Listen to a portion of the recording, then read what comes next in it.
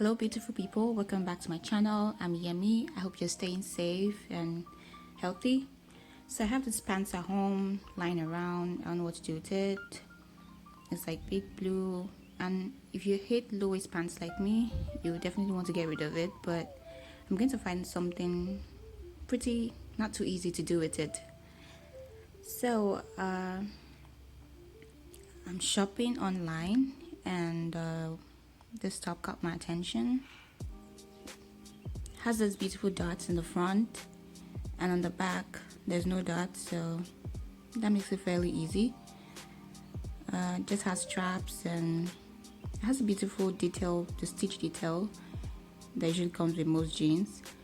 And yeah, it looks very pretty. It looks like something that I'd like to have in my closet. This is a simple way you can dress it up. Very nice. But let's look at the price. $6.95. Like, who spends $6.95 on a crop top? Who? Well, except you're like Kylie Jenner or something. I don't know. Although they say it's 95% cotton, maybe that's why it's that expensive. But it comes with free shipping anyways, so you might just want to buy it, or you might just want to make it. Well, I'm opting for the latter, so let's make it. So these are those pants, the pair of pants I was talking about earlier. I'm going to take out the crotch area, the entire crotch area. So that's all the way to the zip. I'm taking out the zip because I intend to use it for the project, but I think I won't be able to use it because it's too short. So I'm just going to take out the crotch area and find another zip to use for my top. So grab your seam ripper and start ripping the seams. So I'm done with that, and this is what I have. I have my zip. I was going to use this thread, but I figured out that it didn't match. Even the manufacturers of the jeans did not use the correct thread, so I'll be bothering about that. I'm going to use white thread, and this is what my pair of jeans looks like. Actually, this pair is not mine. As you can see, it's actually slightly bigger than me, so it belongs to my housemate, my friend, so we're just going to make the top for her instead. So I have this piece of paper here. I'm going to use it to cut my pattern. So it's about 12 inches long and 13 inches wide. So 12 inches, I'm assuming 12 inches is the length of my top. So to get the width that I use, you just use your bust over 4 and add 3 inches. That should work. So now let's get into cutting our pattern. So now I'm just going to grab my tape measure and mark off 5 inches. Just noting that this is the length of the top, and then the bottom is like the width of our pattern. So now I'm marking off 5 inches at the bottom. I'm also doing the same thing on the length. So I'm going to mark off 5 inches. That 5 inches is going to represent our bust line. So I'm going to mark it on either side of this paper or carton, whatever you would call it. I'm going to draw a straight line, so that kind of signifies my bust line. Now on that bust line, I'm going to mark off 5 inches again, and I'm going to draw from that point down to the 5 inches I marked down earlier. Just trying to ensure that my line is straight enough.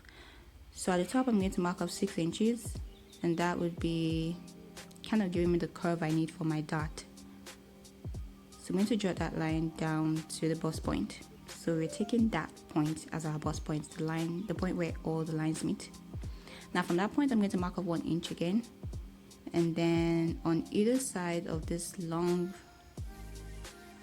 kind of curvy line we just created, I'm going to mark off 1 inch. So mark off 1 inch on either side at the top, and I'm going to do the same thing at the bottom.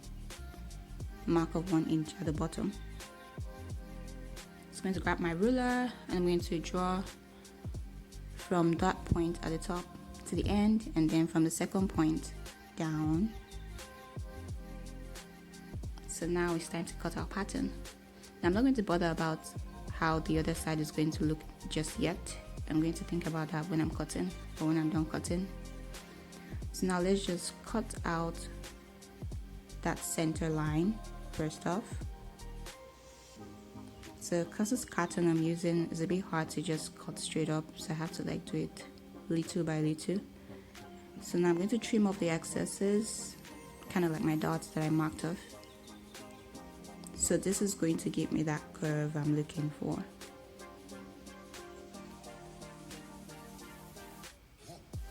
So you can use whatever paper you have in the house that's big enough. Could be like old shopping bags or newspapers, whatever. And honestly, if you have like a tube top that's like this, just use to trace it out. There's no point bothering doing all this pattern drafting work. If you have like a tube top you can use. For me, I did not have one that was like not so stretchy that I could use, so I decided to do the pattern thing. So now I'm going to use this pattern to cut out my front, the front of my top. So this is the top I have in the house that kind of has this tube detail, but so this first point, this first paper represents my center front. So when I'm cutting, I'm going to have to fold my fabric that way to cut it, and then that other piece represents the sides. So I'm going to cut 2 pieces of the side and 1 piece of the center front. So now watch me cut it.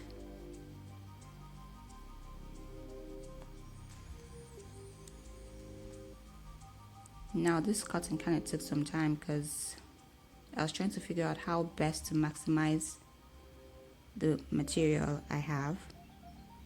So I moved this particular paper, I moved it down to the mount leg so I could be able to cut and minimize fabric waste.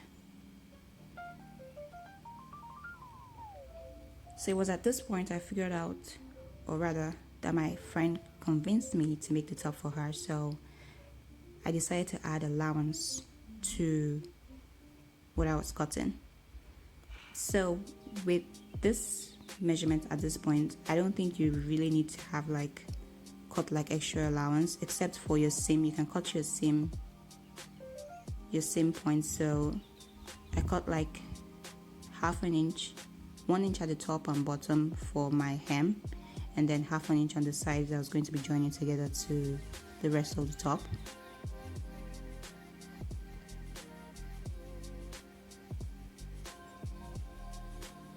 So you grab your scissors and cut that away. So because that part is already joined together, I don't have to bother about cutting any extra on the other side.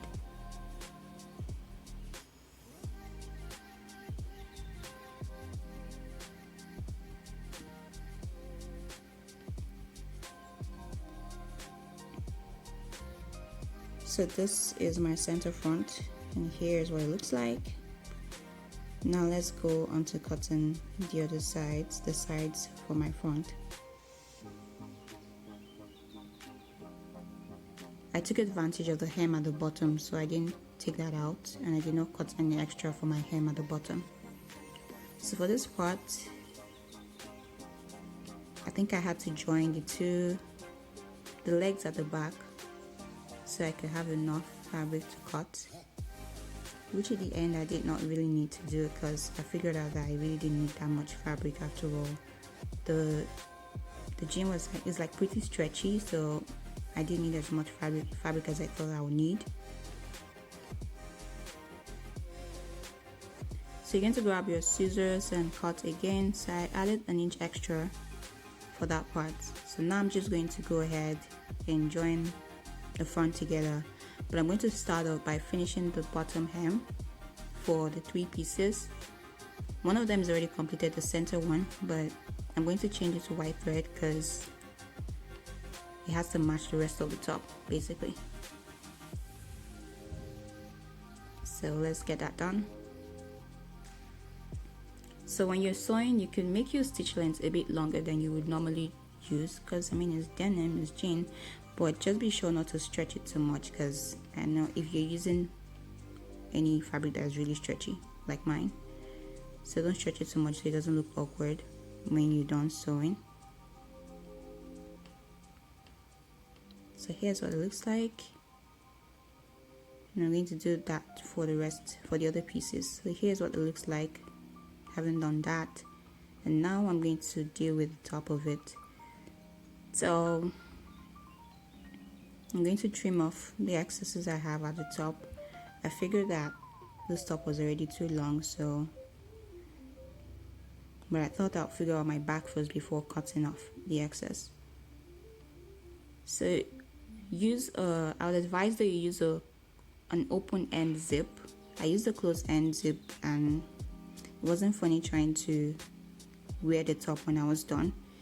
And if you're going to use this one, if this is what you have at home, you might as well just turn it upside down when you're sewing. That's what I should have done, but I didn't. So I'm going to figure out how my armhole area is going to be like. So I'm using this top to kind of trace it out and see, just have an idea of how I should cut it. You know, the zip kind of determines the length of the back. Because the zip is quite short, I have to come down a bit towards that area. So now I can cut off my excesses. Now I figured that I didn't need this much fabric at this point, so I started trimming off as much as possible, but trying not to trim off too much so that I don't regret it at the end.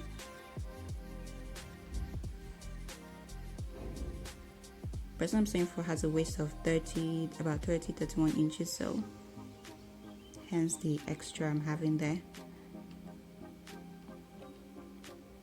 I still didn't cut out enough, but I was trying to be as careful as possible because I don't think I have that much fabric for my back, so the front is going to be a bit bigger than the back just so it covers for the extra I don't have. So now I joined another two pieces of leg to cut my back. I used my zip to determine how long it will be. Then I also added like 1 inch for my hem.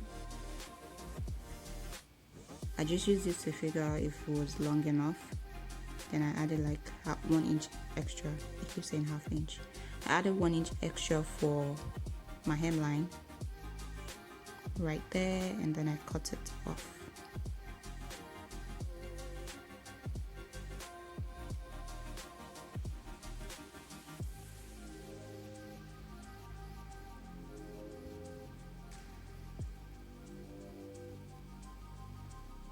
So if you have $695 to spend on a crop top, by all means. But if you don't and you want something similar, well, make one for yourself and you'll be definitely saving the planet by using what you have at home. So I'm just going to finish up my hemline at the bottom first. This one is the top is already coming together. This was going to look like. So now I'm going to finish my bottom hem and then add my zip.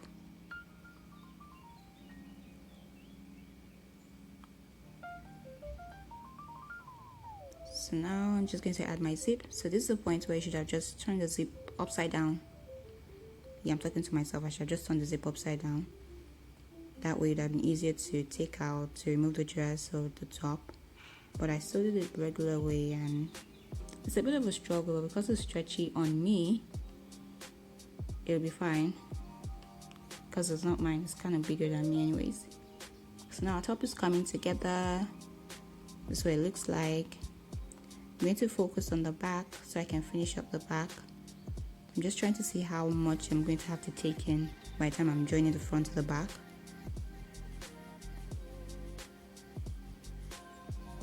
On that top, I'm going to put like zigzag stitches all the way down so I can stop the fabric from fraying. It's not actually fraying, but prevention is better than cure, right?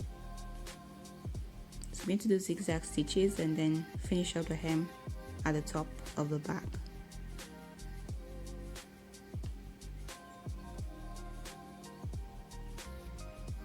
I also did the same thing for the front. I finished up the hem with zigzag stitches first, and then yeah, this is what it looks like. So I still felt that this thing was still too big because the more I sew it, the more I figure that it's really stretchy. I mean, it didn't look that really, and it actually stretches only in one direction, so I just had to measure again and just cut off as much as possible.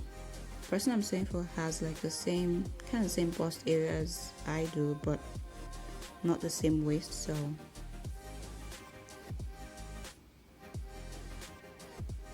I'm not cutting off too much at the bust area, but I'm cutting as much as possible at the waist area.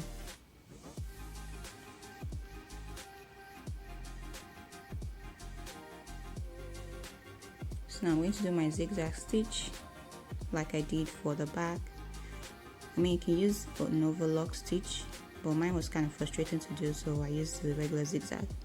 So now I finished the hem at the top, and now I'm just going to join the front to the back.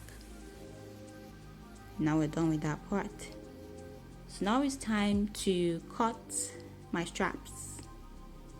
I'm going to deal with the stitch detail later, but I'm going to concentrate on my straps first. So I'm trying to figure out how much I still have left. I have this piece and I'm going to use it for the 2 straps. So I'm going to cut this into 2. So my straps are going to be about, here I measured about 17 inches, but eventually I needed just 14 or 14 and a half. So the extra half is for joining into the fabric or joining into the top. So here I did like stitches on both sides because that's what it looks like in the picture. And then I cut off any excesses I had on both ends. Just trim it off, make it look nice. You can definitely add, like if you have a serger, to make your life easier. So I don't have one yet. When I do have one, you'll see it in action. So now I'm going to join it. On the front, I'm going to be joining the strap to the top from just after the dot line, and then I'm just going to lay flat and just, you know, eyeball it, figure out where it should be on the back. Usually it will be like 4 inches away from the zip.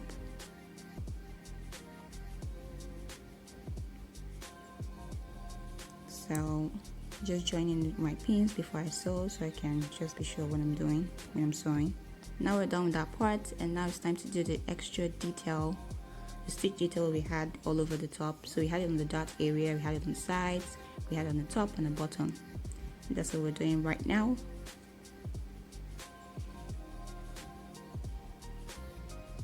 So I wish this was the color, but this is not the color. I don't even know what color this is. It looks like brown. But anyways, here's my top and we're done, and here's what it looks like. Please ensure that you sew your zip upside down if you're using a closed end zip. And we're done with this top.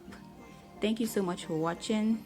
Thank you for watching today. Please subscribe, put your comments in the comment section. I do read my comments and I do respond, so put your comments there, and like and share this video. And if you try it out, let me know how it turns out. So you can rate how close I was to it. But do remember that this is not my size, so it's going to look a little bit bigger than my stomach. Yeah, it's going to be bigger than my stomach area, and the stomach area rather. Thank you for watching. Bye.